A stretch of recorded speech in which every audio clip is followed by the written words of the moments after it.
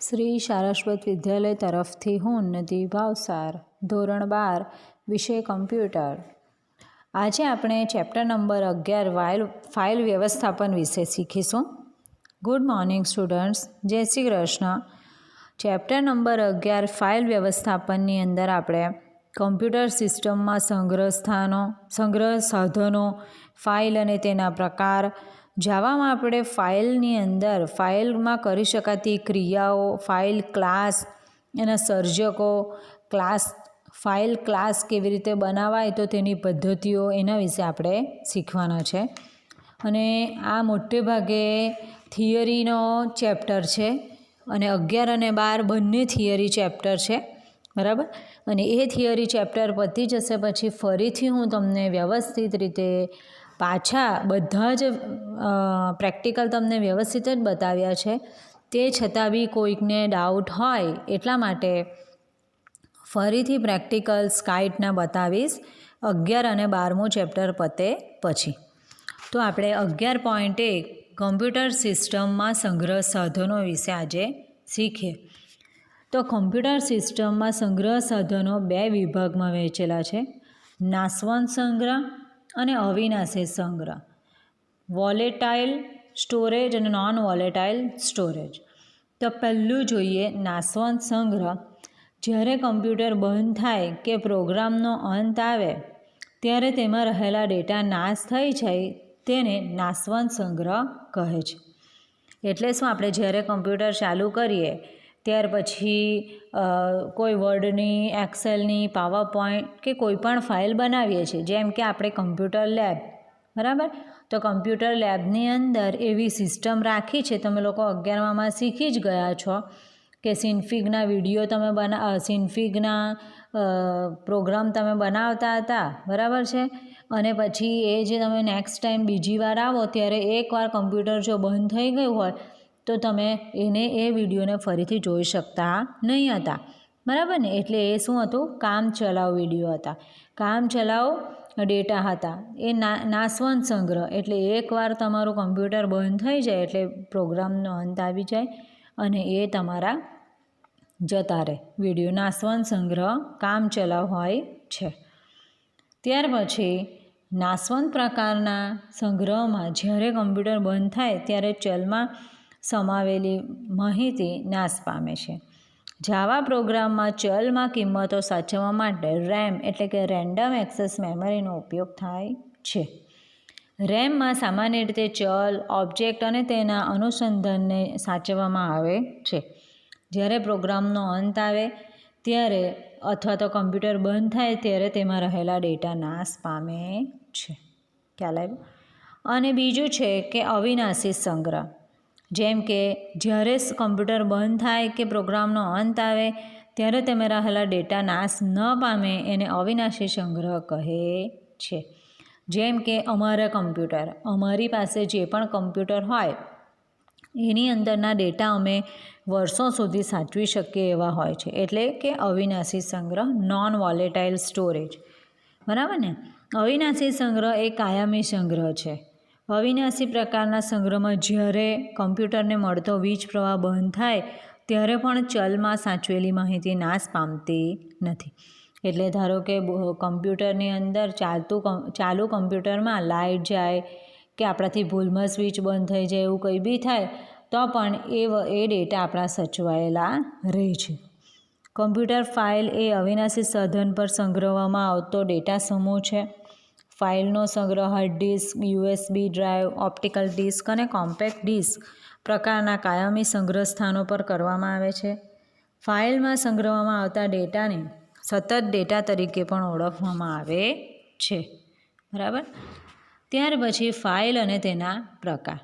તો ફાઇલના મુખ્ય બે પ્રકાર છે: ટેક્સ્ટ ફાઇલ અને દ્વિઅંકી ફાઇલ. તો ટેક્સ્ટ ફાઇલમાં જોઈએ કે ટેક્સ્ટ એડિટર દ્વારા વાંચી શકાય તે પ્રકારની ફાઇલને ટેક્સ્ટ ફાઇલ કહે છે. હવે ટેક્સ્ટ ફાઇલ એટલે તો કે એડિટર દ્વારા વાંચી શકાય એવા પ્રકારના ડેટા હોય તે ધરાવે છે. ટેક્સ્ટ ફાઇલના data ASCII, American standard code for information interchange અથવા તો universal trunk out of service code જેવી પદ્ધતિનો ઉપયોગ કરીને સંજ્ઞાંકિત એન્કોડેડ કરવામાં આવે છે. તમને લોકોને 11થમાં શીખવાડ્યું એ પ્રમાણે કે જ્યારે તમે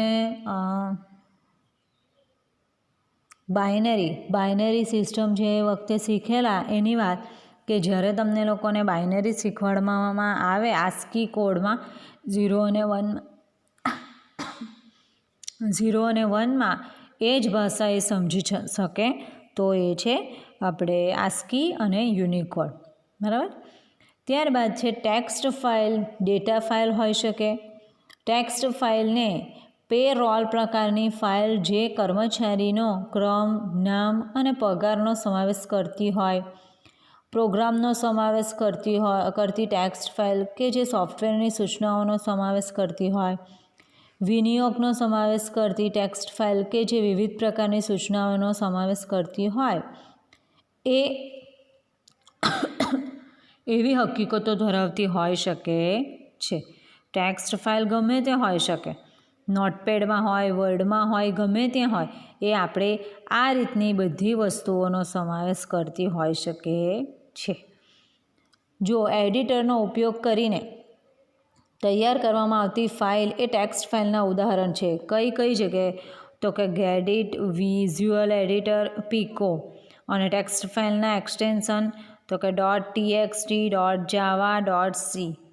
ખ્યાલ આવે? અને પછી છે દ્વિઅંકી ફાઇલ. તો આની અંદર આવશે દ્વિઅંકી ફાઇલ એટલે કે તમે બાઇનરી ફાઇલ. ડેટાને દ્વિઅંકી એટલે કે બાઇટ સ્વરૂપે રજૂ કરતી ફાઇલને દ્વિઅંકી ફાઇલ કહે છે. દ્વિઅંકી ફાઇલ લખાણ તરીકે સંજ્ઞાંકિત કરવામાં ન આવેલ ડેટાને રજૂ કરે છે. દ્વિઅંકી ફાઇલનું લખાણ દ્વિઅંકી સ્વરૂપે રજૂ કરવામાં આવે છે.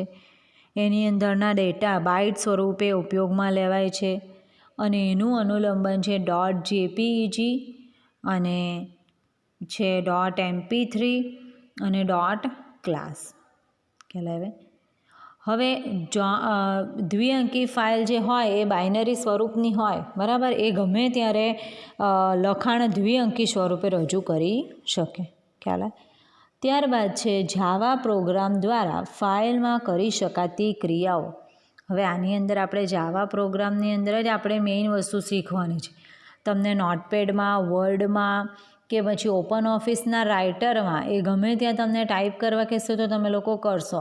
પણ આપણી આ ટેક્સ્ટ ફાઇલ કેવી રીતે બનાવવાની, ફાઇલની પદ્ધતિ એ જાવા પ્રોગ્રામમાં કેવી રીતે તૈયાર કરવાની એના વિશે આપણે જોઈએ. તો જાવા ભાષા વિવિધ પ્રકારની ક્રિયાઓને સમર્થન આપે છે. જાવા ભાષા વડે ફાઇલ અને ડિરેક્ટરી પર જુદા જુદા પ્રકારની ક્રિયાઓ કરી શકાય. તો કેવી ફાઇલ વડે કરી શકાતી કેટલીક ક્રિયાઓ છે, જેમ કે ફાઇલ કે ડિરેક્ટરીનો પાથ નક્કી કરવો, ફાઇલને ખોલવી, ફાઇલમાં લખવું, ફાઇલમાંથી વાંચવું, ફાઇલને બંધ કરવી, ફાઇલને કાઢી નાખવી, ફાઇલના ગુણધર્મો એટલે કે એટ્રીબ્યુટ્સની પૃચ્છા કરવી એટલે કે આપણે એની અંદર એડિટિંગ કરવું. તો જાવા પૂર્વનિર્ધારિત રીતે તૈયાર એવા આંતરપ્રસ્થાપિત ક્લાસની સુવિધા આપે છે, જેમાં ઉપરોક્ત જે આપણે બધી ડિટેલ વાંચી તેની સુવિધા પણ આપે છે. ઇનબિલ્ટ ક્લાસીસ હોય જેની અંદર, તો જેમાં ઉપરોક્ત તમામ પ્રકારની કામગીરી માટે મદદરૂપ પદ્ધતિ આપેલી છે. હવે આંતરપ્રસ્થાપિત ક્લાસની સુવિધા java.io પેકેજમાં ઉપલબ્ધ છે. જાવા એ સ્ટ્રીમના ખ્યાલનો ઉપયોગ કરે છે અને જાવા એ બાઇટ્સ અને અક્ષરો પર ઇનપુટ આઉટપુટ ક્રિયાઓને પાર પાડવા માટે 2 જુદી જુદી કક્ષાના જાવા ક્લાસ પૂરા પાડે છે. ફાઇલમાંથી માહિતી વાંચવી અને ફાઇલમાં માહિતી લખવી. બરાબર. એટલે આ 2 પ્રકારની જાવા બાઇટ્સની અંદર અક્ષરો પર ઇનપુટ આઉટપુટ ક્રિયાઓના કક્ષાના જાવા ક્લાસ પૂરા પાડે છે. હવે આપણે 11.1, 11.2 અને 11.3 જે જોયા તેની અંદર આટલા MCQ આપેલા છે. જુઓ, 1થી લઈને 54 1 to 54 MCQ આટલાની અંદર આપેલા છે. એટલે તમે સમજો કે તમારે કેટલા MCQ આટલા ચેપ્ટરની આટલા બધા જ 1 થી 13 ચેપ્ટરની અંદર વાંચવાના હોય. એટલે બને ત્યાં સુધી પ્રેક્ટિકલના કે થિયરીના વિડીયોને શાંતિથી અને વ્યવસ્થિત રીતે સાંભળો કે જેથી તમને સમજ પડે, અને ન સમજ પડે તો જ્યારે તમે મને કહેશો ત્યારે હું તમને જવાબ આપવા તૈયાર છું. અને બીજું, MCQ વાંચતા રહો. જે પણ થિયરી ચાલે છે એના જ MCQ છે, એને જ ઉલટ કરીને પૂછેલા હોય છે, બરાબર ને? એટલે એ રીતના ગમે તે રીતે પૂછાય, આન્સર બી એના અલગ અલગ હોઈ શકે કે ગમે તે રીતે પૂછાય, આપણને તે આવડવું જોઈએ. પછી આગળ 11.4 કે જાવામાં ફાઇલ ક્લાસ. ફાઇલ કે ડિરેક્ટરીની લાક્ષણિકતા વિશેનો સમાવેશ java.io.file ક્લાસમાં કરવામાં આવે છે. ફાઇલ તેમજ ડિરેક્ટરીના ગુણધર્મો એટલે કે એના એટ્રીબ્યુટ મેળવવા માટે ફાઇલ ક્લાસનો ઉપયોગ કરી શકાય છે. ફાઇલ તેમજ ડિરેક્ટરીને ક્રિએટ, રીનેમ તેમજ ડિલીટ પણ કરી શકાય છે. અને ફાઇલના વિવિધ ગુણધર્મો વિશે પણ આપણે માહિતી મેળવી શકાય, જેમ કે ફાઇલના ઉપયોગની પરવાનગી, ફાઇલનું કદ, ફાઇલમાં છેલ્લે ક્યારે સુધારા વધારા કરવામાં આવ્યા હતા તે સમય વગેરે, બરાબર ને? એટલે એની પણ આપણને ગુણધર્મો ખબર પડી શકે છે. ત્યાર પછી છે કે ફાઇલ ક્લાસ સાથે સંબંધ ધરાવતો ફાઇલ ઓબ્જેક્ટ બનાવવાનો અર્થ એ થતો નથી કે તે ફાઇલ કે ડિરેક્ટરી અસ્તિત્વ ધરાવે છે. જ્યારે પણ આપણે ફાઇલ બનાવીશું ત્યારે ફાઇલ કે ડિરેક્ટરી કઈ બી વસ્તુ બનાવીશું એનો મતલબ એવો નહીં હોય કે આપણે એ ફાઇલ કે ઓબ્જેક્ટ બનાવવાનો કોઈક અર્થ છે. આપણે એને એમનેમ પણ બનાવી શકીએ છીએ, સાચવીને રાખી શકીએ છીએ. ફાઇલ ઓબ્જેક્ટમાં હાર્ડ ડિસ્ક પરની ફાઇલ કે ડિરેક્ટરીના પાથનું નામ એટલે કે સરનામું મૂકવામાં આવે છે. કોઈ પણ ફાઇલ હોય એને આપણે બીજી વાર સાચવીને આપણે યાદ રાખવાની હોય તો આપણે એનો પાથ યાદ રાખીએ છીએ, બરાબર ને? તો ફાઇલ તેમજ ડિરેક્ટરી પર વિવિધ પ્રકારની પ્રક્રિયાઓ કરવા માટેની ફાઇલ ક્લાસની આશરે જુદી જુદી 30 પદ્ધતિઓ છે. અને બીજું કે જો ફાઇલમાંથી વિગત વાંચવા માટે કે ફાઇલમાં લખવા માટે ફાઇલ ક્લાસ કોઈપણ પ્રકારની પદ્ધતિ પૂરી પાડતો નથી. ફાઇલમાંથી વિગતો વાંચવા કે ફાઇલમાં લખવા પ્રકારની ક્રિયાઓ કરવા માટે એને સ્ટ્રીમ ક્લાસ એટલે કે પ્રવાહ ક્લાસ ઉપલબ્ધ હોય છે. આપણે 11.5 ફાઇલ ક્લાસના સર્જકો વિશે જોઈએ કે જેની અંદર ફાઇલ ક્લાસ વડે કોઈપણ ફાઇલને તેનો સંબંધિત પાથ આપીને કે શબ્દમાળા સ્વરૂપે તેનો સંપૂર્ણ પાથ આપીને અનુસંધાન આપી શકાય છે. કોઈ ફાઇલ અથવા ડિરેક્ટરીનો ઉલ્લેખ કરવા ફાઇલ ક્લાસ મુજબના સર્જકની સુવિધા પૂરી પાડે છે.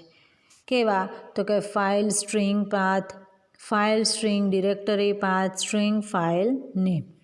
પછી છે ફાઇલ અને file directory string file name. તો આ રીતના જે છે એ સુવિધા એ ફાઇલ ક્લાસ દ્વારા આપી શકાય. જો કે લિનક્સમાં /etc ડિરેક્ટરીમાં ઉપલબ્ધ પાસવર્ડ ફાઇલ એ સિસ્ટમમાં હયાત ઉપયોગકર્તાની માહિતીને સાચવે છે. ત્યાર પછી છે કે ફાઇલના ગુણધર્મો દર્શાવવા માટે આપણે 3 રીતો પૈકી આપણે કોઈપણ એક રીતનો ઉપયોગ કરી શકીએ. જેમ કે પાથ આપણે જોઈતો હોય તો ફાઇલ ઓબ્જેક્ટ =ન્યૂ ફાઇલ, આ રીતે પણ જોઈ શકાય. બીજું છે ડિરેક્ટરી અને ફાઇલના નામને 2 જુદા જુદા આર્ગ્યુમેન્ટ દર્શાવીને ફાઇલ ઓબ્જેક્ટ =ન્યૂ ફાઇલ, અને આ રીતે. ત્યાર પછી directory object dir obj directory ઓબ્જેક્ટમાં મૂકેલી ડિરેક્ટરીના અનુસંધાન વાપરીને તો આ રીતે પણ જોઈ શકાય. File object =new file, directory object comma અને ડબલ ઇન્વર્ટેડ કોમામાં PASSWD પાસવર્ડ એટલે લાસ્ટમાં સેમિકોલન. આ રીતે પણ આપણે ફાઇલના ગુણધર્મોની અલગ અલગ ફાઇલના જાવા ફાઇલમાં ઓબ્જેક્ટ બનાવી શકીએ છીએ. બરાબર છે. આના પછીના વિડીયોમાં 11.6 ફાઇલ ક્લાસની પદ્ધતિ, સ્ટ્રીમનો પરિચય, જાવામાં સ્ટ્રીમ ક્લાસ એ થિયરી વિશે આપણે શીખીશું. ઓકે. અને બીજું કે આ ટૉપિક પતે અત્યાર સુધીની અંદર જેમાં 11.3 જે મેં તમને કીધું એમ 11.3 સુધીમાં 54 MCQ આવી ગયા છે. તો બને ત્યાં સુધી chapter wise topic wise MCQ તૈયાર કરતા રહો. બરાબર. આના પહેલાંના વિડીયોની અંદર ચેપ્ટર નંબર 10ના લાસ્ટમાં થોડાક MCQ મૂકેલા હતા અને એની નીચે જ એની આન્સર પણ આપેલા હતા કે જે બોર્ડમાં પૂછાયેલા MCQ હતા. આ ચેપ્ટર પૂરું થશે એટલે એના પણ આવી રીતે બોર્ડમાં પૂછાયેલા ક્વેશ્ચન હું મોકલી આપીશ. ઓકે. અને બને ત્યાં સુધી કંઈ ન ખબર પડે તો પૂછજો. ઓકે. Thank you students. જય શ્રી કૃષ્ણ.